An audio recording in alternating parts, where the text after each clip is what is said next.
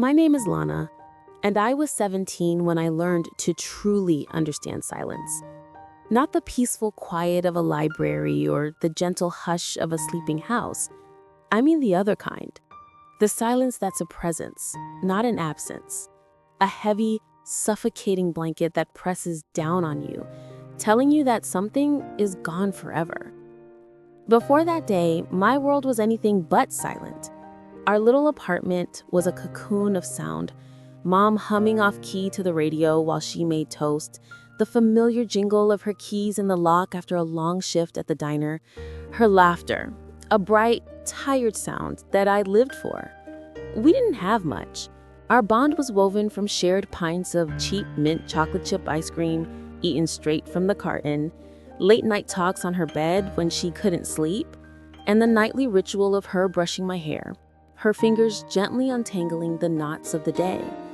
Our life was a well-worn, comfortable sweater. And then, one morning, I woke up to find she had unraveled the whole thing. The silence was the first thing that hit me. It was a deep, hollow void that swallowed the morning light filtering through the cheap blinds. I walked out of my room, the floorboards groaning a lonely protest under my bare feet. The living room, usually a chaotic landscape of her discarded work shoes and coffee mugs, was unnervingly tidy. The air, which should have smelled of her jasmine hairspray and yesterday's coffee, smelled of nothing. It was scrubbed clean of her. And then I saw it, a single white envelope on the chipped formica of the kitchen counter. My name scrawled across it in her hurried, looping script, Lana. My breath caught in my throat, a sharp, painful thing. My hands felt like ice, clumsy and foreign as I picked it up. The paper was thin, flimsy. Inside, a single sheet of lined notebook paper, torn hastily from a spiral. The words were a knife, twisting with each familiar curve of her handwriting. My dearest Lana, I can't do this anymore. I know you won't understand, and I don't expect you to forgive me. I'm not strong enough for any of it. I love you more than you'll ever know, but sometimes love isn't enough. Be a good woman, better than the ones I knew, better than me. Mom. I read it again and again. The words swam, the ink bleeding into a meaningless stain on the page. A slideshow of memories flickered behind my eyes, sharp and cruel. Mom laughing as she taught me to ride a bike, her hand steady on the seat. Mom holding me tight after a nightmare, her warmth chasing away the shadows. Mom, just last week, her face tight with worry as she counted out bills on this very counter, whispering, "We'll make it work, sweetie. We always do." I can't do this anymore. What was this? Our life? Me? Was I the thing she couldn't do anymore? My mind screamed the question into the silent apartment, and the silence screamed back the answer. $100 was tucked inside the note, a final, insulting severance package. I crumpled the bill in my fist, the paper a crinkling sob in the stillness. The note itself fluttered to the floor. I looked around the small space that had been my entire world. The faded floral couch with the permanent indentation where she always sat, the water stain on the ceiling that looked like a sad ghost, the single photo of us on the bookshelf, me a gap-toothed kid on her hip, both of us squinting into the sun. It was all a lie. A stage set for a play whose lead actress had just walked off, leaving me alone under the harsh, unforgiving lights. The landlord came on the third day, his kindness already wearing thin. The rent was due. I had a crumpled $100 bill and a hollowed-out soul. It wasn't nearly enough. That's how I ended up in the system. The system is a place of beige walls and the smell of industrial cleaner, a harsh chemical scent that tries and fails to erase the lingering odor of despair. It's a place where you cease to be a person and you become a file, a case number, a problem to be managed. I was bounced from a crowded group home, a chaotic symphony of slammed doors, muffled crying, and the blare of a television that was never turned off, to a temporary foster placement. The couple was well-meaning, but their home was already a whirlwind of their own 3 children. I was a ghost at their dinner table, a silent presence on their couch. My existence, an awkward reminder of a broken world they were insulated from. Despair is not a sudden crash. It's a slow leak. It's the color draining from the world, leaving everything in shades of gray. I stopped caring about school. My grades, once a source of pride, plummeted into a free fall. I pushed away the few friends who tried to reach out. Their clumsy sympathies felt like stones thrown at a fresh bruise. How could they understand? Their mothers packed their lunches and fretted when they were out late. My mother had packed a bag and erased herself from my life. The note was my only real possession. I kept it in my pocket, its edges growing soft and frayed from my constant touch. In the dark of my temporary bedroom, surrounded by the unfamiliar sounds of a strange house, I'd pull it out. I would trace the letters of her name, trying to feel her, trying to decipher a hidden meaning, a secret code that would explain the inexplicable. I hated her for writing it, and I hated myself for needing it.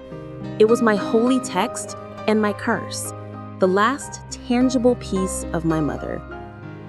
6 months bled into one another, a monotonous blur of gray days. My 18th birthday loomed, and the whispered threat of aging out of the system hung over me like an executioner's axe. Soon I'd be given a token amount of cash and shown the door, another piece of human driftwood on the merciless tide of the world. One night, sleep, a distant country I couldn't visit, I was rummaging through the single cardboard box of my belongings that had followed me from place to place. It was mostly old school work and a few worn paperbacks. At the very bottom, under a tattered copy of Jane Eyre, was a large manila envelope I didn't remember seeing before. Inside were documents: my social security card, old immunization records, and my original birth certificate. I'd seen the short form version before, but this was the long form, the official one from the county records office.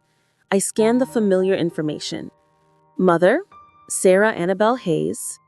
Child, Lana Hayes. And then a box I'd always been told was blank. Father. The space wasn't empty. There was a name, typed in crisp, bureaucratic font. Daniel Sterling. The name hit me like a physical blow. Daniel Sterling. My mother had always fed me a vague, romanticized story about my father. A summer romance, a boy who wasn't ready, who didn't know she was pregnant. He was a ghost, a question without an answer. But here he was, a name, a real person, Daniel Sterling. A furious, desperate energy surged through me, the first real emotion I'd felt besides numb despair in months. This was something, a thread, a clue in the wreckage of my life. The next day at the public library, I sat in front of a sluggish computer, the air thick with the smell of old paper and dust. My heart hammered against my ribs. As I typed the name into the search bar, it was a long shot. The name could be common, he could be anyone, anywhere. The search results loaded. The first few were obituaries and random social media profiles that didn't fit. My hope began to curdle. Then I saw it, a link to a business journal article.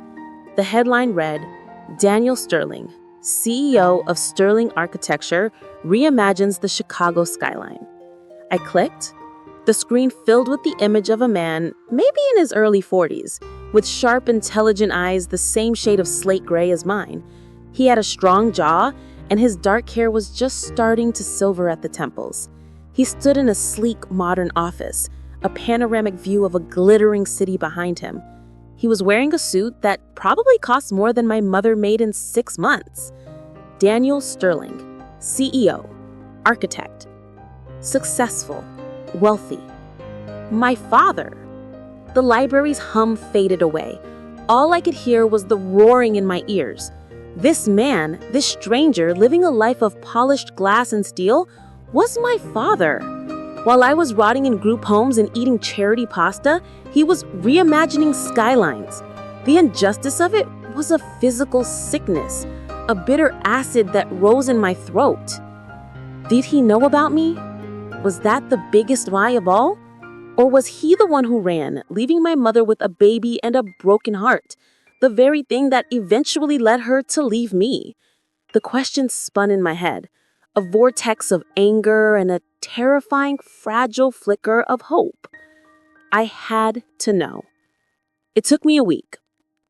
I sold the only thing of remote value I had, a worn-out tablet, for $150, enough for a one-way bus ticket to Chicago. I packed my meager belongings into my backpack, left a note for my foster parents that was just as vague and final as the note my mother had left for me, and walked out into the pre-dawn chill. The bus ride was a long, rumbling journey through a country I didn't feel a part of. "Mr. Sterling will see you this way." He led me to a private elevator. We rode up in silence, the floors ticking by with a soft digital chime. The ride was so smooth, it felt like we weren't moving at all, just ascending into another realm. We stopped on the 60th floor, the penthouse level. The doors opened directly into a reception area, even more opulent than the one downstairs. This was it. The security man led me down a hallway lined with architectural models under spotlights. He stopped at a pair of large frosted glass doors and knocked once.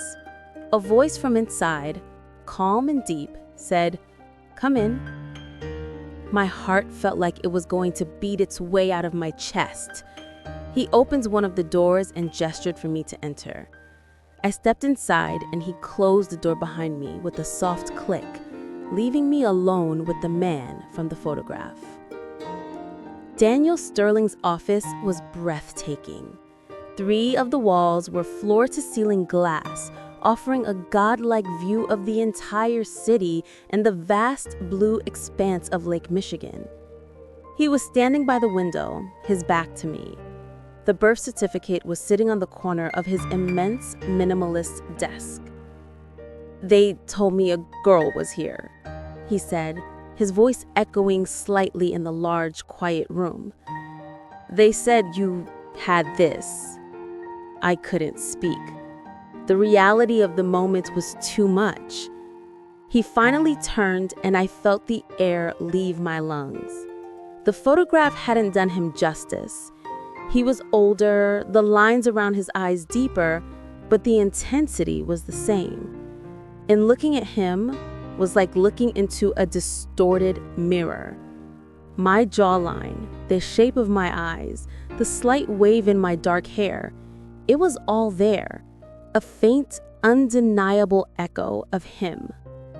His eyes, those slate gray eyes, widened as he took me in. He scanned my face, my threadbare clothes, the exhaustion etched into my features. His professional composure shattered, replaced with a look of raw, unadulterated shock. "Sarah," he breathed, his voice barely a whisper. "My God, you look just like her." Then he looked again, closer. "No, not just her. You have my eyes." "My name is Lana. My mother was Sarah Hayes. She left 6 months ago." Daniel Sterling seemed to shrink.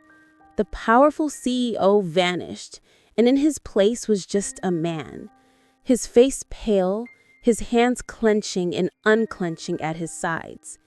He stumbled back a step and sank into the leather chair behind his desk, his gaze locked on me. "Left," he repeated, confused. "What do you mean, she left?" "She left," I said, the words bitter on my tongue. "Packed a bag and disappeared. Left me a note and $100. He stared at me, his mind clearly racing, trying to process 17 years of a life he never knew had existed. I don't understand. I haven't seen Sarah since we were 19. She broke up with me. She said she was moving back home to help with her mother. She never told me." His voice trailed off, the realization dawning on him. The color drained from his face. The anger I had nursed for so long, the anger that had been my fuel, suddenly felt misplaced. I had imagined a villain, but the look on this man's face wasn't guilt of abandonment. It was the agony of ignorance. It was the shock of a stolen past. "I told you were just a summer fling," I said, my voice hollow. "Said you didn't want to be a father." He shook his head, a gesture of profound negation. No, that's not true. I loved her. I would have if I had known." My God. He buried his face in his hands, his shoulders shaking. The great Daniel Sterling, the man who reimagined skylines, was weeping. I stood there, a lost girl in the palace, watching the father I never knew mourn a life he never got to live. The anger inside me didn't disappear, but it shifted its target. It was no longer aimed at him. It was a free-floating rage at my mother, at the world, at the sheer, stupid unfairness of it all. He eventually composed himself. He looked at me, his gaze filled with the universe of regret and a dawning sense of responsibility. "Where have you been living?" he asked, his voice thick with emotion. "Foster care, group homes." The words seemed to physically pain him. He stood up, walked around the desk, and for a terrifying moment, I thought he was going to hug me. I flinched, a lifetime of being let down making me recoil from contact. He saw it and stopped, his hands dropping to his sides.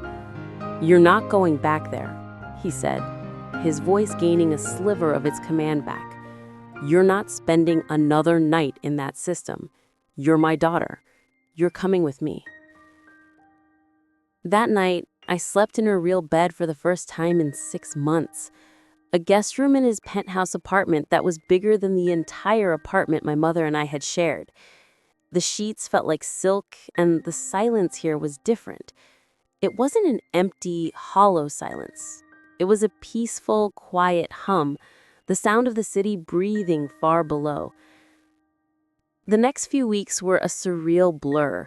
Daniel, as he insisted I call him, was a man of action.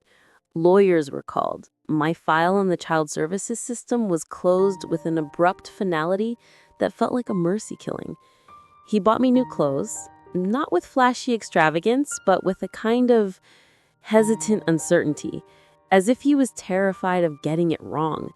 He tried to cook for me one night and nearly set off the smoke alarms, a disastrous attempt at spaghetti that we ended up abandoning for pizza, laughing together for the first time. It felt strange, like trying on clothes in a size that didn't quite fit. It was awkward. We were two strangers, bound by blood but separated by a gulf of 17 lost years. He'd ask me about my life and I'd give clipped answers, unwilling to show him my wounds. He would tell me about his own difficult upbringing, about meeting my mother. "She had this laugh," he said one evening as we looked out over the glittering city from his balcony. It was unashamed. She could find something beautiful in anything. A crack in the sidewalk, the way the light hit a dusty window. He paused and said, "I think she didn't want to tie me down. I had all these big plans, architecture school, moving here. Maybe she thought it was doing the right thing for me by letting me go. It wasn't the right thing for me," I said, the words sharper than I intended. He flinched. "No," he said quietly. "No, it wasn't. And I will spend the rest of my life trying to make up for that, Lana. I swear I will." The discovery of new hope is not a lightning strike. It's the slow dawn after a long, dark night. It was in the small things. The way he started leaving a glass of orange juice out for me in the morning. The way he bought a beautiful acoustic guitar and left it in my room, with a simple note, "I heard you used to play." I hadn't touched one in years, but that night I picked it up, and the first clumsy chords felt like a resurrection. I found my mother's note one day while unpacking. I held it in my hands, the paper as soft as cloth. "Be a good woman, better than me." For the first time, I didn't feel the sharp sting of betrayal. I felt a profound aching pity for the woman who was so broken, she ran from the two people who could have loved her most. She had made a terrible, selfish choice, but it had come from a place of fear, not malice,